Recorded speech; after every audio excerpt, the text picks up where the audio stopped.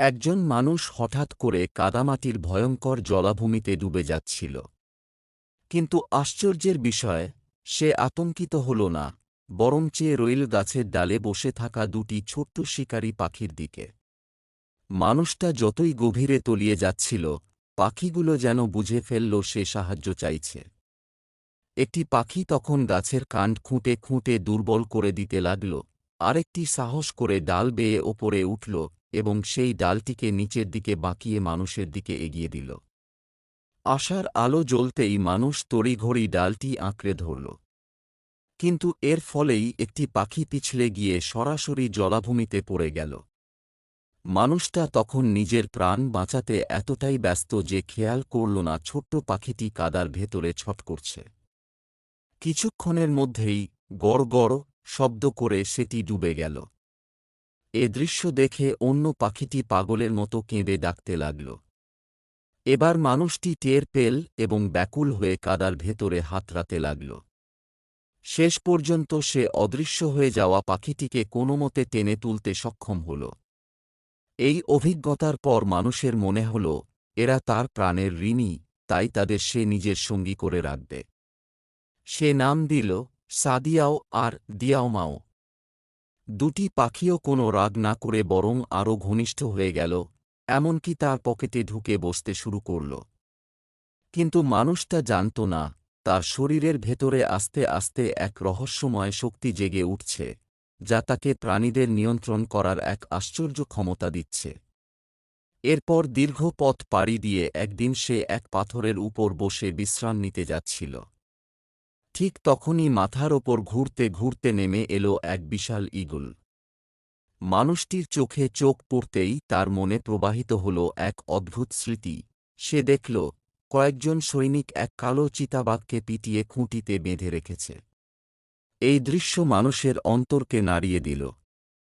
সে বুঝল ঈগলটি তার সাহায্য চাইছে।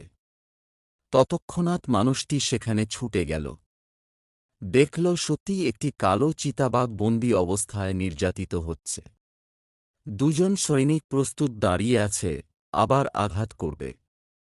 মানুষ এবার সরাসরি ঝাঁপিয়ে পড়ল না, বরং নিজের নতুন সঙ্গী সাদিয়াও ও দিয়াওমাওকে পাঠাল গোপনে সৈন্যদের ধনুকতির চুরি করতে। যখন সৈন্যরা অস্ত্রহীন হয়ে পড়ল, তখনই মানুষ ঝাঁপিয়ে পড়ে মুহূর্তে দুজনকেই পরাস্ত করল। কিন্তু একপাশে লুকিয়ে থাকা এক অশ্বারোহী সৈন্য হঠাৎ ধনুক টেনে তার দিকে নিশানা করল। ঠিক সেই মুহূর্তে আকাশ থেকে ঈগল ঝাঁপিয়ে পড়ে অশ্বারোহীকে ফেলে দিল। মানুষ দ্রুত নিজের হাতে থাকা অস্ত্র ছুঁড়ে কালো চিতাবাঘটিকে বেঁধে রাখা দড়ি কেটে দিল। মুক্তি পেয়েই চিতাবাঘ সৈন্যটির উপর ঝাঁপিয়ে পড়ল এবং তাকে টুকরো টুকরো করে ফেলল। এরপর কৃতজ্ঞ চিতাবাঘ আর মানুষের কাছ থেকে আলাদা হতে চাইল না। মানুষ তার নাম দিল কালো চিতা। এরপর থেকে এই শক্তিশালী প্রাণীগুলোকে সঙ্গী করে মানুষ নানা অভিযানে নামল। তবে সবার বিস্ময় ছিল, কখনো কখনো সে তাদের দিয়ে দুষ্টামিও করাত।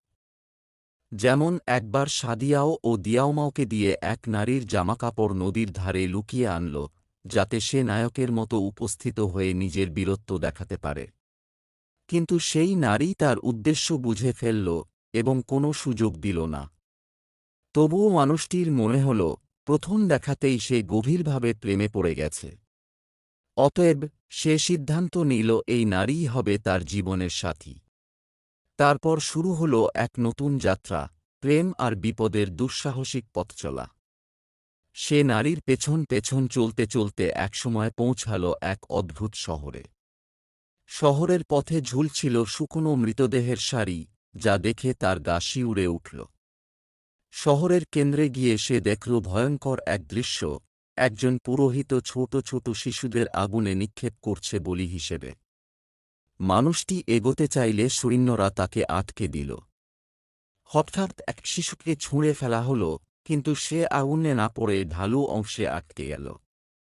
ঠিক তখন আকাশ থেকে ঈগল নেমে এল, আর মানুষ তার ক্ষমতা ব্যবহার করে শিশুটিকে রক্ষা করল। এই অলৌকিক দৃশ্য দেখে শহরের সাধারণ মানুষ হতবাক হয়ে পড়ল। তারা মনে করল ঈশ্বর নেমে এসেছেন। কিন্তু পুরোহিত নিজের ক্ষমতায় চ্যালেঞ্জ এসেছে বুঝে ক্রুদ্ধ হল। সে এবার মানুষের প্রেয়সী নারীকে বলি দেওয়ার সিদ্ধান্ত নিল। এ দৃশ্য দেখে মানুষ আর নিজেকে ধরে রাখতে পারল না। সে ঝাঁপিয়ে পড়ল, সৈন্যদের পরাস্ত করল, কালো চিতাও লড়াইয়ে নেমে পড়ল। শেষ পর্যন্ত পুরোহিতকেও হত্যা করা হল। কিন্তু মৃত্যুর মুহূর্তে পুরোহিত হঠাৎ আবার জীবিত হয়ে উঠে এল। ঠিক তখনই সাদিয়াও এগিয়ে গিয়ে নিজের প্রাণের বিনিময়ে পুরোহিতকে আগুনের গহ্বরে ফেলে দিল।